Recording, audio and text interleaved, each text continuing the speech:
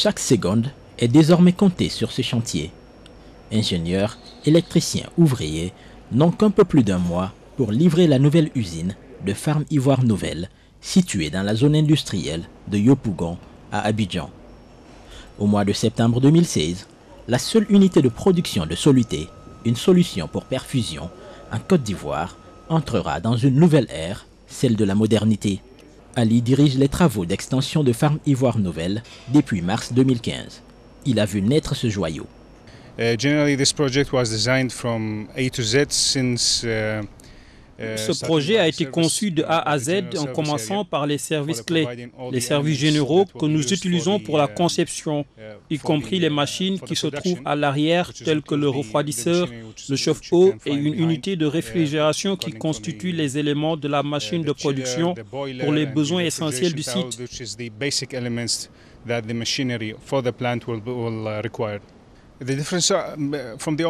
La différence aujourd'hui est que nous faisons nos propres conceptions pour le site tout en respectant les dernières normes standards du GMP et du FDA, Food and Drug Administration, ainsi que leurs caractéristiques qui sont les éléments conformes aux exigences pour avoir une chaîne de production de qualité. Voici l'ancienne installation de Farm Ivoire Nouvelle. La production vient de reprendre après une semaine d'arrêt à cause des travaux d'extension. C'est dans ces deux cuves que la solution est préparée, puis transférée dans la salle de remplissage où se relaient 3 équipes par jour. Résultat, c'est au moins 11% de l'offre des solutés en Côte d'Ivoire qui sont actuellement produits ici, le reste étant composé essentiellement des importations. Notre objectif, c'est donc véritablement de faire arrêter l'importation des solutés massifs. Il faut savoir que le soluté massif, en général, c'est 90% d'eau. D'eau pour préparation injectable. Le reste, c'est de la solution. Le reste, c'est de la préparation de solutions.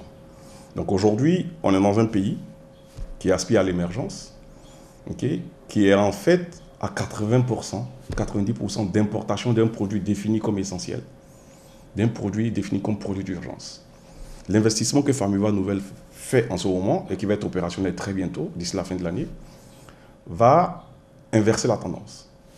C'est-à-dire passer pratiquement d'un pays qui importait 80 à 90% de ses besoins en soluté de production, à un pays qui fournit la totalité de ses besoins en soluté de perfusion. Ça rentre dans la droite ligne de la bataille du ministère, parce que au niveau du ministère, vous savez que nous, on a pour rôle, en fait, en plus du contrôle, le ministère se bat. Voilà, c'est ce que je veux dire. Le ministère se bat pour que chaque Ivoirien puisse se soigner à moindre coût.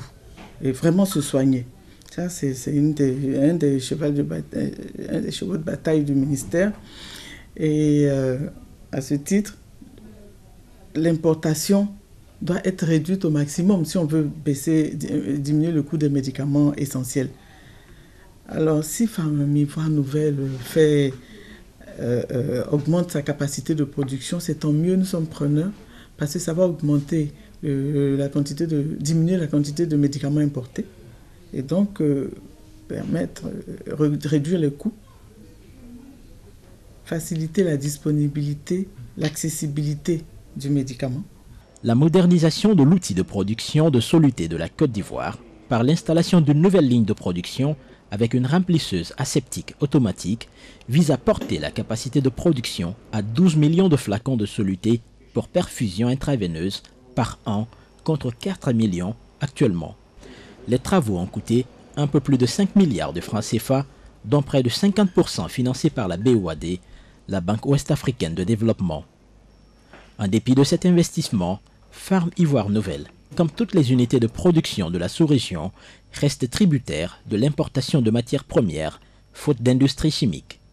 Déjà, le fait de renforcer les unités de production existantes, en augmentant leur capacité de production, en modernisant, n'est-ce pas, leurs outils de production, je pense que ça participe, n'est-ce pas, à la réduction, n'est-ce pas, de ces importations-là. Mais nous, en tout cas au niveau de la BOAD, nous avons envie d'aller plus loin. Mais nous ne sommes pas promoteurs, nous ne sommes pas des promoteurs de projets.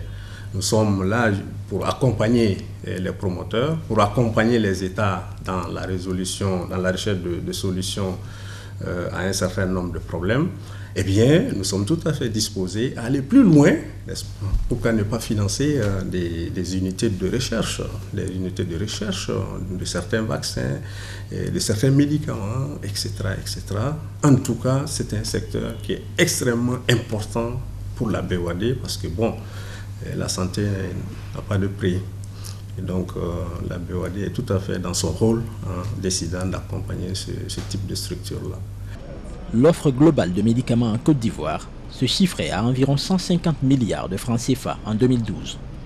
En ce qui concerne les solutés pour perfusion, elle s'évaluait à un peu plus de 4 milliards, soit environ 3% de l'offre globale de médicaments dans le pays. Cependant, plus de 90% des produits pharmaceutiques présents sur le marché ivoirien sont importés, tout comme dans les autres pays ouest-africains. Les interventions de la BOAD dans l'industrie pharmaceutique ouest-africaine a donc pour but de doter les pays d'outils à même d'assurer des offres plus conséquentes. C'est d'aider ces différents opérateurs-là, n'est-ce pas, dans la mise en œuvre de leur programme d'investissement. Parce que les besoins sont extrêmement importants, surtout en matière de solutés. Parce que vous savez que de plus en plus, les solutés sont utilisées comme véhicules dans le traitement d'un certain nombre de pathologies. Pour faire passer les sérums, pour faire passer certains antibiotiques dans le traitement de certaines maladies comme le VIH-Sida, etc., etc. Et donc, les besoins sont importants et l'offre, à la limite, est inexistante dans nos différents pays, en tout cas comparé aux besoins. Et donc, sur la base de tout ça, la BOAD a décidé, n'est-ce pas, d'accompagner ces structures-là pour augmenter leurs capacités, pour les rendre plus compétitives, n'est-ce pas, dans la production de ces solutés-là, afin, n'est-ce pas, de substituer les importations, n'est-ce pas, à une production locale. En effet, selon les prévisions, la croissance du marché ivoirien devrait se poursuivre, compte tenu notamment de la croissance démographique, de l'usage de plus en plus fréquent des solutés dans les traitements thérapeutiques, les interventions intraveineuses et le traitement des maladies endémiques. La croissance du marché sera également soutenue par la poursuite de l'implantation de nouveaux centres de santé et la mise en place de l'assurance médicale universelle pour les citoyens ivoiriens. On ne va pas réinventer la rue, on va regarder un peu ce qui s'est passé peut-être en Afrique du Nord. Vous savez qu'ils sont très industrialisés. Cette industrie a pris son envol il y a peut-être 20 ans, 30 ans. On était pratiquement au même stade au départ.